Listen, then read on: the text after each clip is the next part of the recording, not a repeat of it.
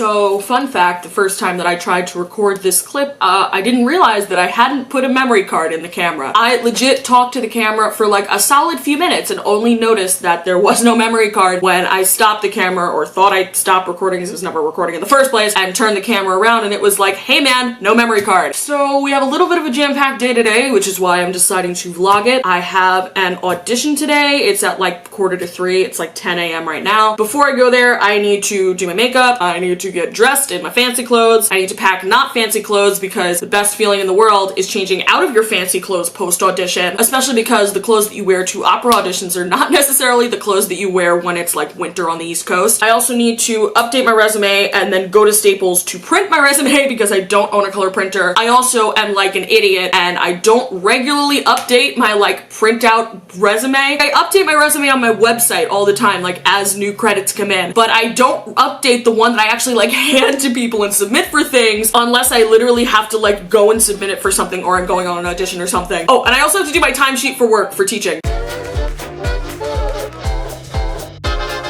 Also, last semester I decided to be a rebel with my binders, and I've always had like black binders because that's always what they tell you to have, but instead of getting black binders, I got a purple one, and I also got this one, which is pink with gold pineapples, because I'm an adult, and if I want a pineapple binder, I can have a pineapple binder, damn it!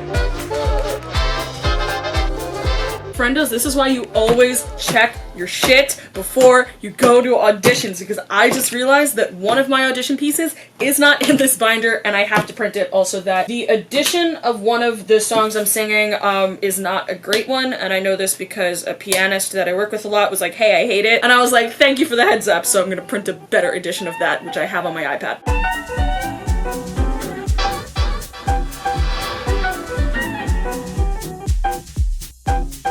Okay, I'm all dressed and ready to go. It is T-minus 2.5 hours until audition time. Let's go do this thing. Here's one thing they don't tell you before you decide to become a musician or a performer of any kind. You're gonna spend every winter freezing your ass off going to auditions. I am like moving as fast as I can to get down to the station where it will be warm, because another few minutes and I won't be able to feel my legs.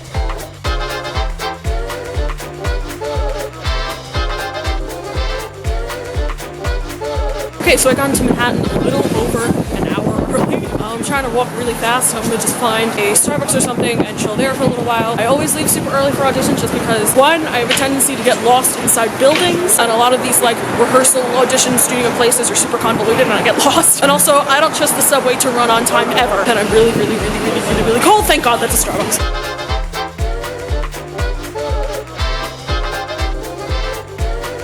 Okay, so the audition is done, my tea is cold, but I am dressed for the weather now. I think it went good. I'm not sure. They only heard one piece, but the piece was long, and they recommended that I do said piece. It's Noreen Azaria from Don Pasquale. They recommended that I do it with a standard cut. I had no idea that that existed, but you know, learned something new. And like the person who was monitoring the audition was like, don't worry about it. Like he has this skill where like he knows super fast if like he needs to hear something else or what he needs to hear.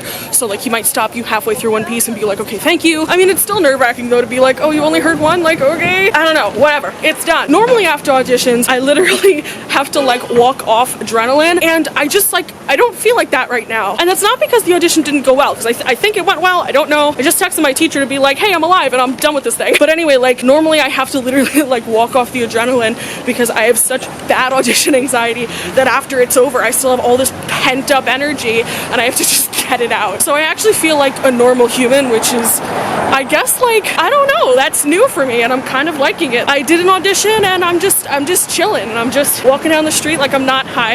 I just passed by somebody who was like in the hallway while we were waiting to audition. But anyway, yeah, I'm gonna make my way home. I have a bunch of work still to do today. I have editing, I have like spreadsheets and stuff, and my arm is getting tired from holding up this camera, so I'm gonna go.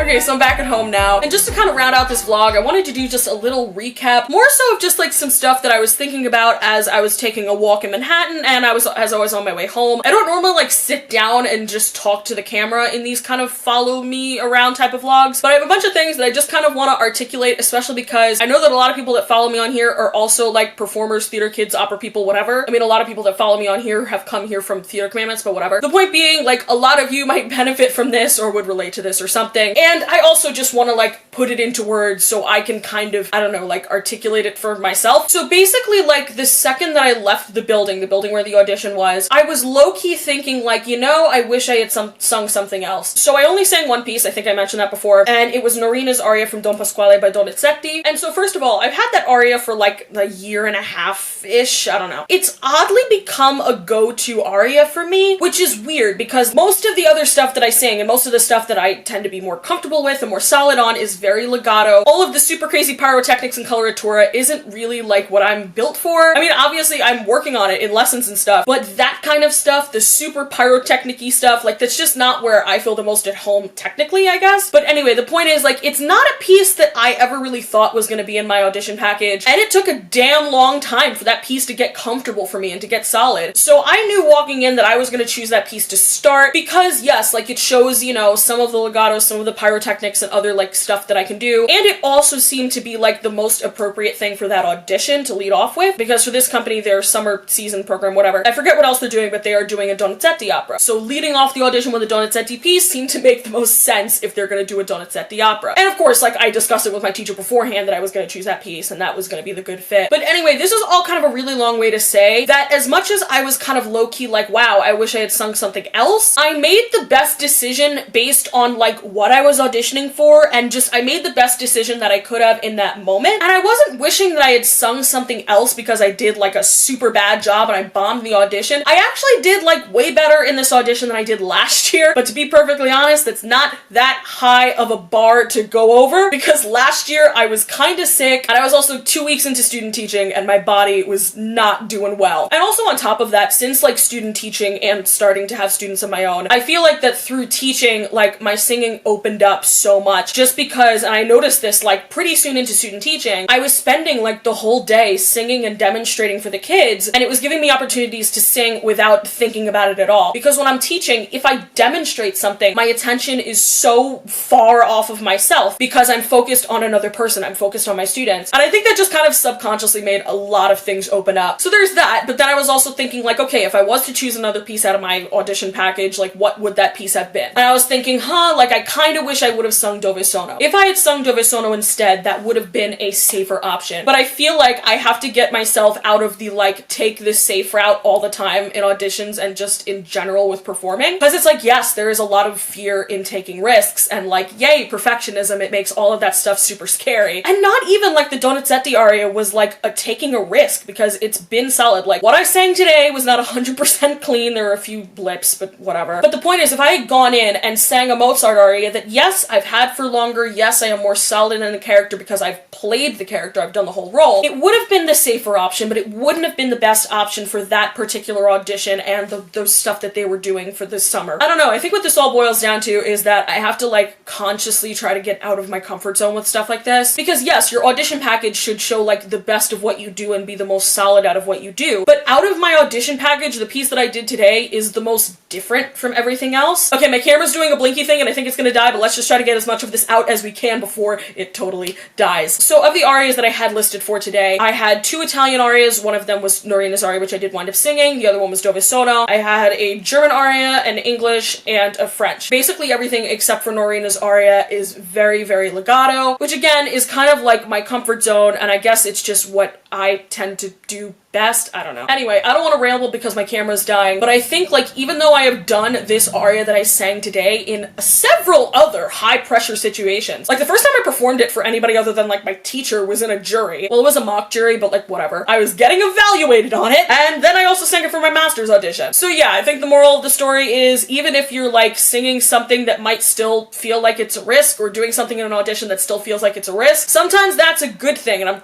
really trying to learn that myself. Sometimes the safe route is not the best route because like you can only go the safe route for but so long. Someone remind me that I said all of this because I'm probably gonna need to be reminded of like all of this when I keep on overthinking this audition. So that's that, and there's also just a few little tiny things that I wanted to talk about. So one, while we were waiting in the hallway outside the audition room, if you've never been in one of these places, there's plenty of places in the city where it's just like you rent rehearsal space, audition space, you rent space to do your artistic thing. And often it's a lot of rooms just right on top of each other. And so I must have been in like the next room over. I guess they were doing some kind of scene in there, and I couldn't tell if it was like stage combat or some kind of a farce, but every like 10 or 15 seconds we just hear someone go ugh, or they would go like Wilma. I couldn't understand anything else they were saying or really screaming except for that one line. They were just saying Wilma. And also as I was on the train platform heading home, I got recognized by a subscriber, and that was pretty cool because I'm not a famous person, but like every like once in a blue moon, like someone's like, hey, you're on YouTube, and I'm like, hey, thank you. But yeah, I'm gonna end this because my camera is trying to die on me, and I also have a bunch of other work to do, and I really, really, really want to take my lashes off. Adios, internet.